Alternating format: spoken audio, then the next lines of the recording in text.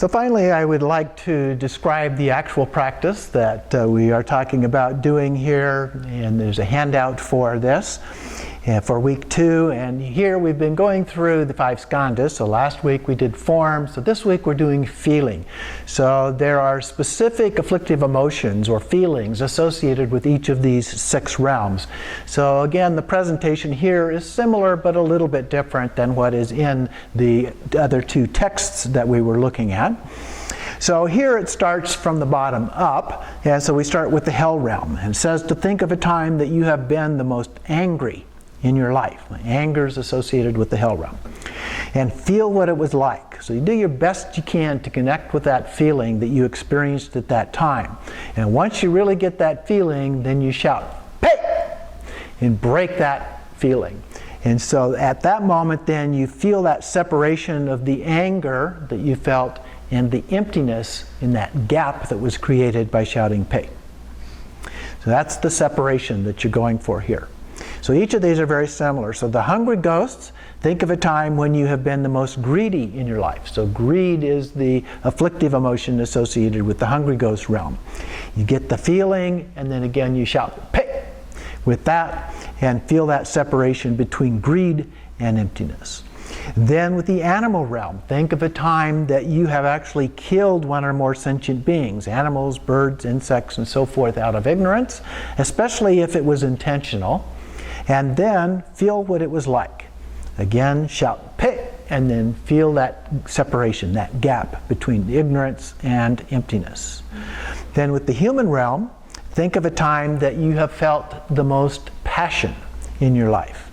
And then feel what that was like. So passion is the afflictive emotion most closely associated with the human realm.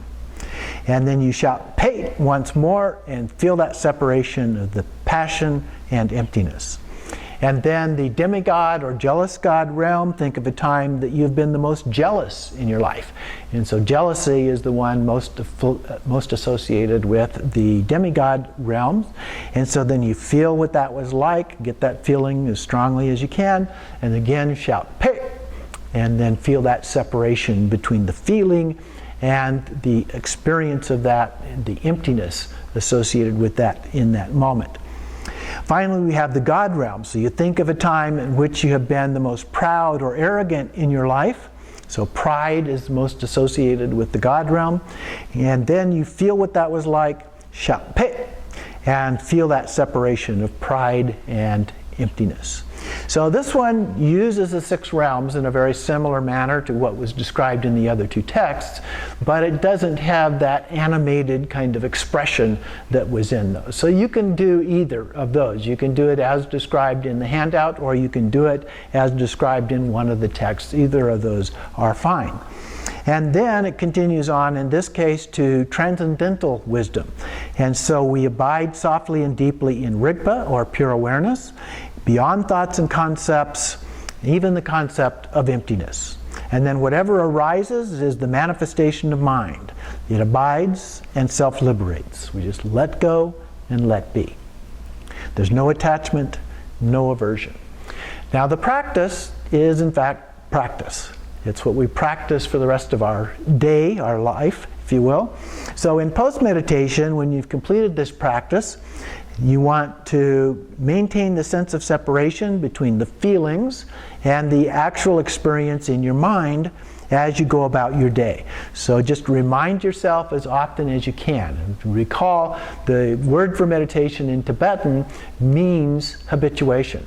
So we're trying to habituate ourselves to seeing the difference between the way we normally perceive reality, what we call reality, and from a Buddhist point of view is an illusion, and the real experience, which is actually in our mind. Now, Tibetans would point to the heart rather than to the brain, the way we would, the head. And so, but you want to get in touch with that difference, so that that's a constant way of viewing the world, so that everything that you see outside, and even the feelings that you feel in your body, are not real. They're illusory. What is real is what's going on in your mind, and the experience is actually happening in your mind. So that's the practice in order to help facilitate that separation of these 2.